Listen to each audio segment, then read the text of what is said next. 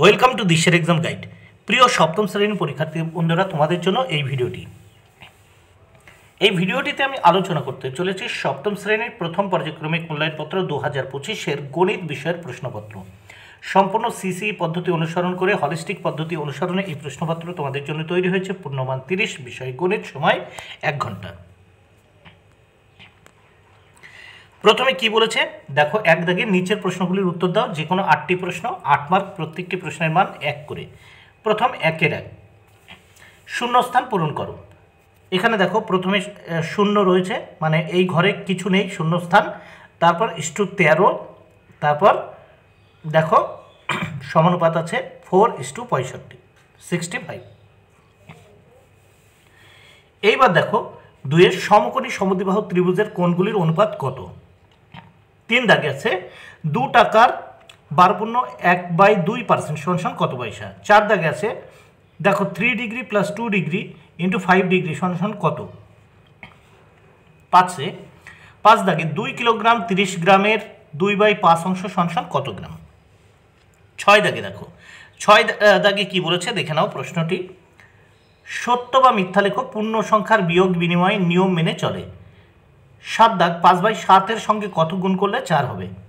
8 দাগ 2:5, 7:8, 3:4 এর মিশ্র অনুপাত নির্ণয় করো। 9 দাগ x² - 2x + 5 সংখ্যামালাতে x এর সহগ কত। এইবার দেখে নেব 2 দাগে। যে কোনো 4টি প্রশ্ন উত্তর দাও, 8 মার্ক, প্রত্যেকটি প্রশ্নের জন্য 2 মার্ক করে বরাদ্দ। প্রথম 1, বন্যা ত্রাণ শিবিরে 4000 জনের 190 দিনের খাবার মজুত আছে। 30 দিন পর 800 জন অন্যত্র চলে গেলেন। চলে যাওয়ার পর অবশিষ্ট খাদ্যে বাকি লোকের কতদিন চলবে।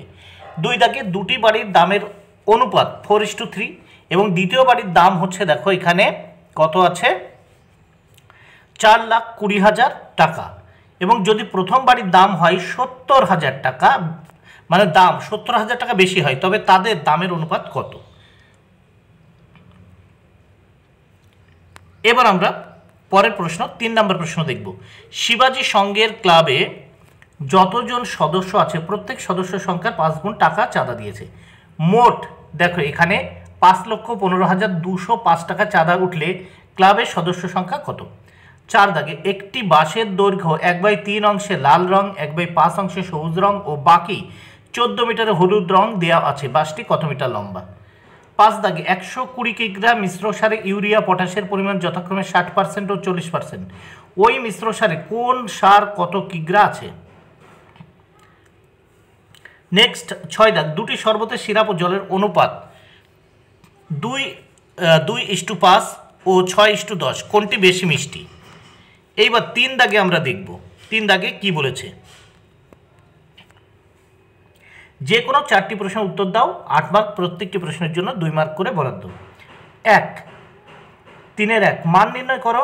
দেখো 25² গুণ 25 5/5 10।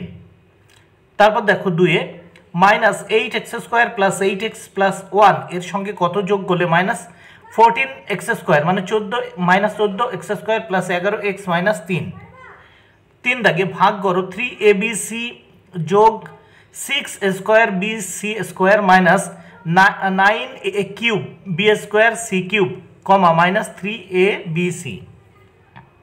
4 দাগে দেখো, 4 দাগে কি বলেছে দেখে নেওয়া যাক।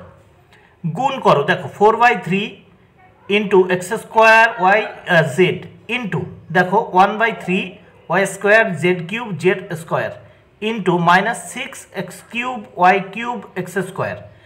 5 দাগে সরল করো 3x² plus x into x + 2 -3x² into 2x + 1।